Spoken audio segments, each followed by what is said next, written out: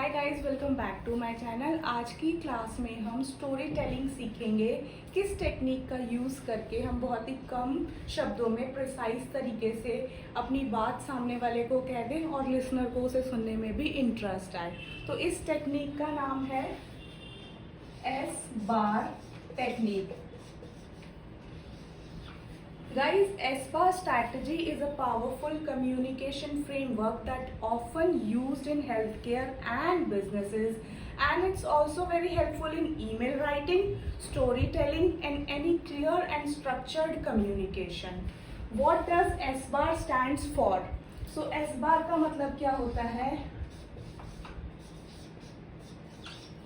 S का मतलब है सिचुएशन। सिचुएशन यानी कि स्थिति। स्थिति मतलब कि समस्या क्या है, या फिर आप इसे बोल सकते हैं विषय क्या है। अगर मैं बात करूं ईमेल राइटिंग की, तो सबसे पहले आपको डिस्कस करना होगा कि विषय क्या है, आप ये ईमेल क्यों लिखना चाहते हैं। अगर मैं स्टोरी की बात करूं तो आप स्टोरी में किस विषय के बारे में डिस्कस करना चाहते हैं, सबसे पहले वो आएगा। नेक्स्ट हम बात करते हैं बी की। बी का मतलब है बैकग्राउंड। बैकग्राउंड का क्या मतलब है कि ये जो आप स्थिति या समस्या बताना चाह रहे हैं, इसके पीछे कारण क्या है।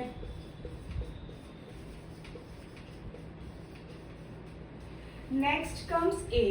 ए का मतलब है असेसमेंट। असेसमेंट का मतलब है कि आपकी राय या विश्लेषण क्या है।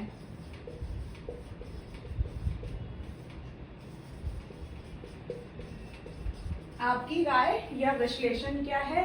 और R stands for recommendation. Recommendation मतलब आप क्या सुझाव देना चाहते हैं।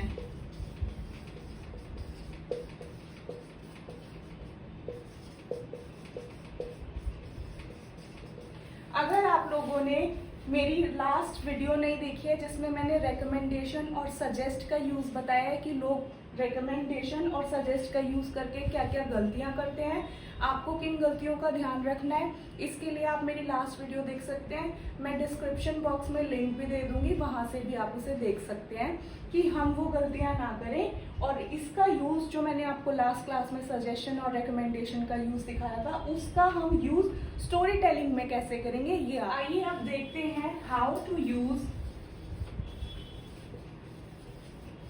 S bar in email writing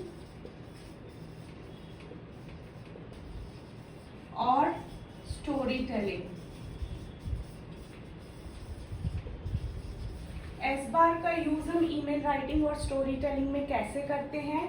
first हमें किस चीज का ध्यान रखना है, बी क्लियर एंड कंसाइज। आपको बहुत ही क्लियर रहना है कि मैंने कौन कौन से पॉइंट्स कहाँ डिस्कस करने हैं, और कंसाइज बहुत ही छोटे तरीके से उसको पूरा मैसेज कन्वे करना है। इसके बाद हमें नेक्स्ट किस चीज का ध्यान रखना है, प्रेजेंट आइडियाज लॉजिकली। अपने आइडियाज को लॉजिकली प्रेजेंट करना है। और थर्ड हमें किस चीज का ध्यान रखना है, गिव रीडर्स और लिसनर्स अ फुल्ली पिक्चर। ऐसा नहीं करना है कि आधी अधूरी स्टोरी बतानी है, उसमें एंड नहीं पता चल रहा या स्टार्टिंग नहीं पता चल रहा। आपको लिसनर को या फिर रीडर को एक फुल्ली पिक्चर देनी है। आइए अब आगे देखते हैं। कुछ एग्जांपल्स की हेल्प से समझने की कोशिश करेंगे कि स्टोरी टेलिंग में एस बार का यूज हम कैसे करेंगे। फर्स्ट एग्जांपल हम ले लेते हैं,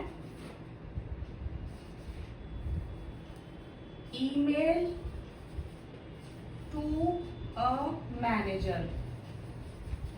ये वाला सिचुएशन मैं ले रही हूं वर्क प्लेस इशू।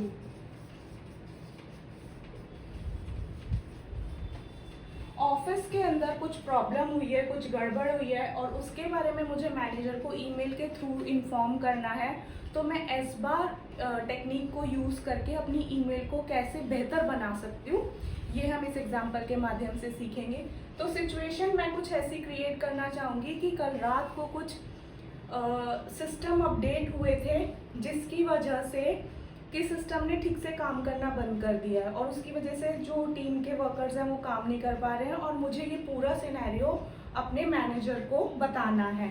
तो आइए देखते हैं इसको हम कैसे करेंगे। सबसे पहले हम किसकी बात करेंगे, एस जो मैंने आपको बताया था सिचुएशन। तो सिचुएशन के लिए मैं बोलूँगी कि मैं आपको बताना चाहती हूँ या बताना चाहता हूँ कि सर्वर सुबह 9 बजे से बंद है।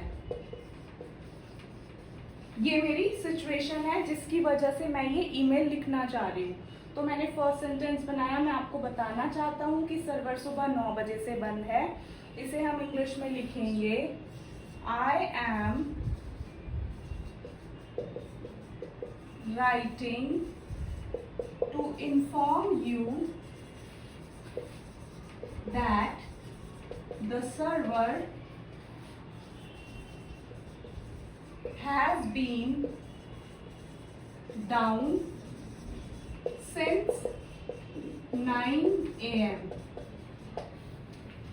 आप देखेंगे कि एक समय से, सुबह से, इसलिए मैंने इसे प्रेजेंट परफेक्ट कंटिन्यूअस का यूज करके बनाया, हैज बीन डाउन, और ये एक स्पेसिफिक टाइम था 9 AM, इसलिए यहाँ पर सिंस का यूज हुआ है। So I am writing to inform you that the server has been down since 9 AM। ये मेरा सिचुएशन क्लियर हो गया है। अब मैं नेक्स्ट की बात करूंगी, बी यानी कि बैकग्राउंड बताऊंगी इसका कि यह समस्या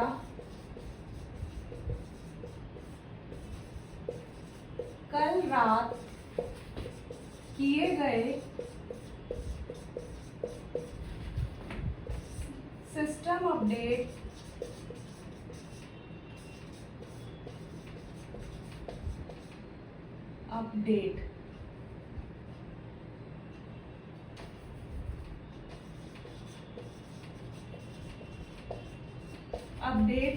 के बाद शुरू हुई। यानी कि मैं इस समस्या का बैकग्राउंड बताना चाह रही हूँ कि ये जो समस्या है कल रात को जो आप लोगों ने सिस्टम अपडेट किया था उसके बाद में स्टार्ट हुई। तो इसे इंग्लिश में कैसे बनाएंगे, दिस इशू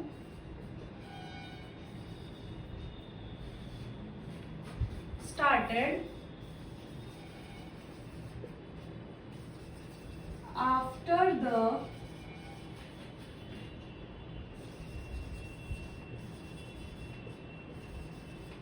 सिस्टम अपडेट, या फिर आप सर्वर अपडेट भी बोल सकते हैं, server update deployed last night. इसके बाद असेसमेंट में हम बताएंगे कि इस कारण पूरी टीम जरूरी फाइलों तक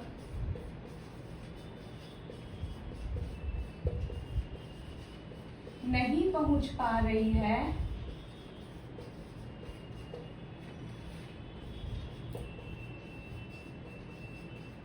और काम रुका हुआ है। ये मेरा विश्लेषण है इस समस्या को लेकर के कि जो टीम है वो फाइलों तक नहीं पहुंच पा रही है, इसलिए काम रुका हुआ है। इसे इंग्लिश में कैसे बनाएंगे, इसे बोलेंगे as a result the entire team is unable to access key files and continue work। As a result, the entire team is unable to access key files and continue work. जो मैंने आपको first sentence में बताया था, मैं आपको बताना चाहती हूँ, इसकी जगह पर आप सूचित वर्ड का इस्तेमाल भी कर सकते हैं कि मैं आपको सूचित करना चाहता हूँ। आगे चलते हैं। लास्ट में हमारा बचा है आर। आर का मतलब रेकमेंडेशन, कि मैं क्या सुझाव देना चाहूँगी। तो इसके लिए मैं बोलूँगी कि मैं सुझाव देता हूँ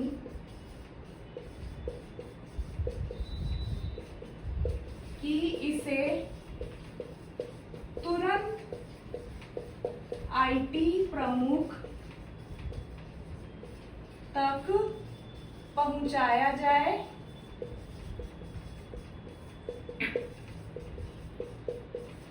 ताकि समाधान जल्दी मिले। मैं सुझाव देता हूं कि इसे तुरंत आईटी प्रमुख तक पहुंचाया जाए ताकि समाधान जल्दी मिले। इंग्लिश में कैसे बनाएंगे इसको, मैंने आपको बताया था लास्ट क्लास में। सुझाव देना यानी कि रेकमेंड करना या फिर सजेस्ट करना, दोनों में से आप किसी का भी यूज कर सकते हैं। मैं रेकमेंड का यूज करके बनाना चाहूंगी। I recommend we escalate this to IT head immediately for faster resolution। आप देखेंगे एस बार टेक्निक का यूज करके मैंने सिर्फ 4 सेंटेंसेस में अपनी पूरी सिचुएशन को अच्छे से बता दिया है एक ईमेल के थ्रू। ये तो हो गया एक वर्क प्लेस का एग्जाम्पल। अब एक एग्जाम्पल लेते हैं स्टोरी टेलिंग का, कि अगर हमें कोई स्टोरी बतानी हो, कोई इंसिडेंट है मैं आपको बताना चाहती हूँ, तो उसे इंग्लिश में एस बार का यूज करके कैसे बनाएंगे। आइए बात करते हैं स्टोरी टेलिंग। स्टोरी टेलिंग में हम बात करते हैं स्मॉल इंसिडेंट स्टोरी। कोई भी स्टोरी का एग्जाम्पल हम ले सकते हैं। लेट सपोज कि कल मैं ऑफिस आते टाइम पर मैंने एक छोटा सा एक्सीडेंट देखा। वो एक्सीडेंट क्यों हुआ, क्योंकि बाइक वाला जो था वो क्या कर रहा था, ट्रक वाले को ओवरटेक करने की कोशिश कर रहा था, और वो भी रॉन्ग डायरेक्शन से, रॉन्ग साइड से। फिर क्या हुआ, उसे छोटी मोटी चोट आ गई। तो इसी स्टोरी को मैं आप लोगों को एस बार टेक्निक की हेल्प से बताना चाहूंगी। तो आइए देखते हैं हम इसे कैसे बनाएंगे। सबसे पहले एस बार का एस यानी कि सिचुएशन के बारे में बताएंगे। तो सिचुएशन कुछ ऐसी थी कि कल ऑफिस से आते time I witnessed a small accident while coming to work। क्या मतलब हुआ, कल ऑफिस आते टाइम मैंने एक छोटा सा एक्सीडेंट देखा। ठीक है, इसके बाद हम बात करेंगे बी यानी कि बैकग्राउंड। अब मैं इसका बैकग्राउंड देना चाहूंगी आपको कि अब मैं इसे बोलूंगी, पहले इंग्लिश में लिख लेते हैं। A biker try to overtake a truck from the wrong side। अब आप देखेंगे कि क्या हुआ, एक जो बाइक सवार था वो एक ट्रक को ओवरटेक करने की कोशिश कर रहा था गलत दिशा से। ठीक है, नेक्स्ट है असेसमेंट। मेरा विश्लेषण क्या है इसको लेकर के। Luckily, he only had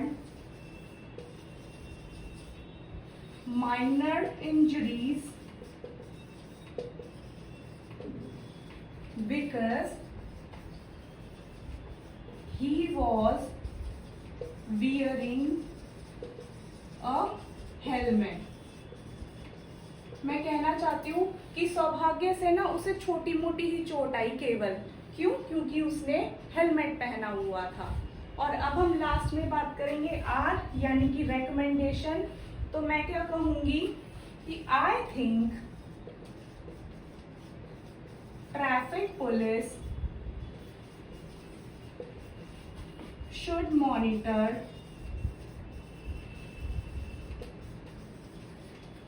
that junction more actively. यानी कि मुझे लगता है कि ट्रैफिक पुलिस को ना उस चौराहे पर ज्यादा निगरानी बढ़ानी चाहिए ताकि ऐसे हादसे ना हो। ये मैंने आपको एक छोटी सी स्टोरी समझाने की कोशिश करी है सिर्फ 4 सेंटेंसेस में एस बार टेक्निक को यूज करके। एक एग्जांपल हम स्टूडेंट के लिए भी ले लेते हैं क्योंकि मेरे बहुत सारे व्यूअर स्टूडेंट्स भी हैं, तो उनको भी हेल्प हो जाएगी कि अगर स्टूडेंट को टीचर को कुछ बताना है तो वो उसे कैसे बताएगा एस बार टेक्निक का यूज करके। नेक्स्ट सिनेरियो हम ले लेते हैं स्टूडेंट राइटिंग टू टीचर, किस रिगार्डिंग? Extension request. स्टूडेंट ने टीचर को लिखा है एक्सटेंशन रिक्वेस्ट के लिए, तो किस तरीके का लिखेगा? सिनेरियो कुछ ऐसा क्रिएट करते हैं कि कल असाइनमेंट सबमिट करना है पर वो बच्चा असाइनमेंट सबमिट नहीं कर पा रहा है क्योंकि उसकी तबीयत ठीक नहीं थी, वो काम नहीं कंप्लीट कर पाया था, तो उसे थोड़ा सा समय और चाहिए। तो इस सिनेरियो को वो कैसे लिखेगा एस बार टेक्निक का यूज करके? सबसे पहले एस सिचुएशन की बात करेंगे कि वो बोलना चाहता है कि मैं कल असाइनमेंट सबमिट नहीं कर पाऊंगा। सो हम कैसे लिखेंगे? I am unable to submit my assignment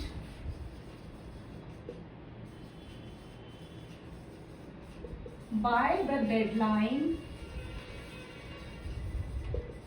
tomorrow. यानी कि जो कल की डेडलाइन है तो मैं कल तक असाइनमेंट जो है सबमिट नहीं कर पाऊंगा।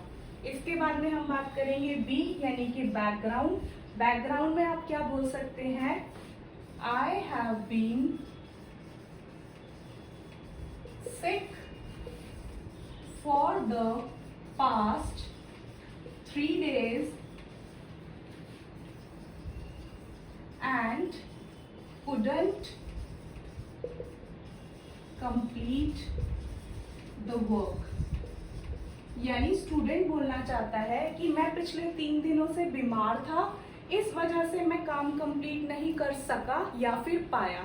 अगर आप मेरी ये कुड का यूज हमने यहाँ पर सका और पाया के लिए किया है, ये मैंने अपने मॉडल वर्ब्स के वीडियो में पढ़ा है। अगर आपको नहीं आता है तो आप वहां से देख सकते हैं। काम कंप्लीट नहीं कर सका या फिर पाया, इसलिए कुडंट कंप्लीट द वर्क। और यहाँ पर पिछले 3 दिनों से बीमार था, इसलिए हमने प्रेजेंट परफेक्ट कंटिन्यूअस का यूज करके हैव बीन का यूज करके बनाया है। इसके लिए आपको टेंसेस आना जरूरी है। अगर आपने मेरी टेंसेस वाली वीडियो नहीं देखी है तो मैं आपसे रिक्वेस्ट करूंगी कि पहले आ जाकर आप मेरी टेंसेस वाली वीडियो भी देख लें, तो आपको और ज़्यादा हेल्प मिल जाएगी। I have been sick for the past 3 days and couldn't complete the work. Next हम बात करेंगे असेसमेंट की। तो असेसमेंट में बोलना चाहेगा I have completed 60% of the project and just 1 more day needed। वो बोलना चाह रहा है कि मैं 60% काम कंप्लीट कर चुका हूँ और सिर्फ 1 दिन और चाहिए। लास्ट में रिकमेंडेशन में हम क्या बोलेंगे? I request a 1 day extension to submit it by Thursday। यानी कि मैं निवेदन करना चाहूंगा कि आप मुझे 1 दिन का समय और दें, यानी कि गुरुवार तक का समय और मुझे दे दिया जाए। तो ये हमने स्टूडेंट राइटिंग टू टीचर का एग्जाम्पल लिया है। मैं उम्मीद करती हूँ कि मेरी तीनों ही स्टोरीज आपको बहुत पसंद आई होगी और इस टेक्निक को यूज़ करके आप कोई भी स्टोरी बना सकते हैं। ये वीडियो अगर आपको हेल्पफुल लगी हो तो don't forget to like, share and subscribe. Thank you for watching.